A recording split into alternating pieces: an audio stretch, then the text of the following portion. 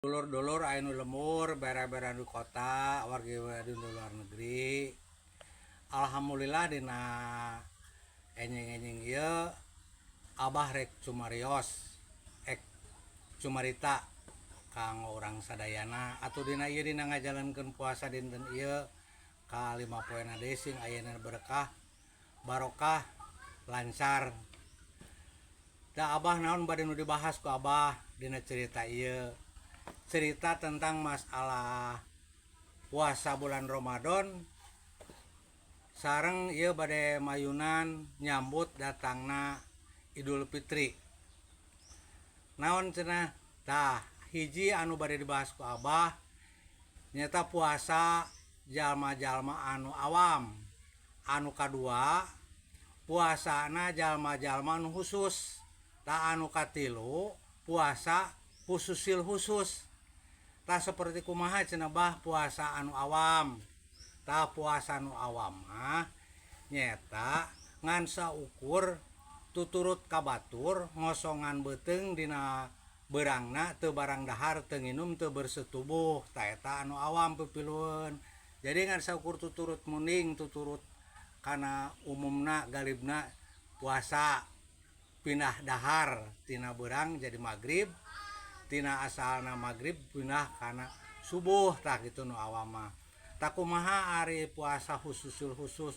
Puasa khusus mah nyaeta ngalatih diri tina sabulan, tina sataun sabulan ngalatih diri supaya berperilaku hade antara lahir jeung batina. Tah kitu. Tah ari puasa khususul khusus mah nyaeta merangan hawa nafsu tina segala kahayang. Tah diperangan tina hawa nafsu. Tah kumaha cenah hasilna?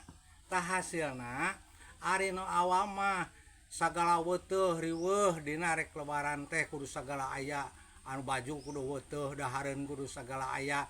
Tah bahagiana teh ngan saukur naon teh bebas merdeka tina dahar peuting balik di kana beurang. Tah kitu anu awam mah. Tah ari nu khusus mah tah nyata menang kabahagiaanna teh menang tina asalna tina sok daek ngomongkeun batur tina segala rupa jeung anu matak haram. Tah jadi ngurangan ku latihan puasa teh kabahagiaanna jeung teu daekeun sagala ting naon dahareun sagala ting mak.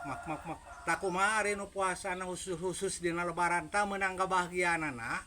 Anu khususil khusus mah menang kabahagiaanna teh lain karena bahagia merdeka tina dahar peuting jadi beurang teh lain.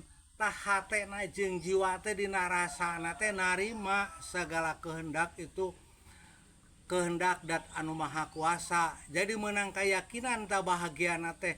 Jadi dirina jiwa hatena teh tenang tentram bersama Allah salilana. Tah kebahagiaana teh kitu seperti kitu rual dina khusus mah. Tah mudah-mudahan dina ieu ngajambut bulan puasa nyambutna datangna Idul Fitri teh malemanana sok aya takbir.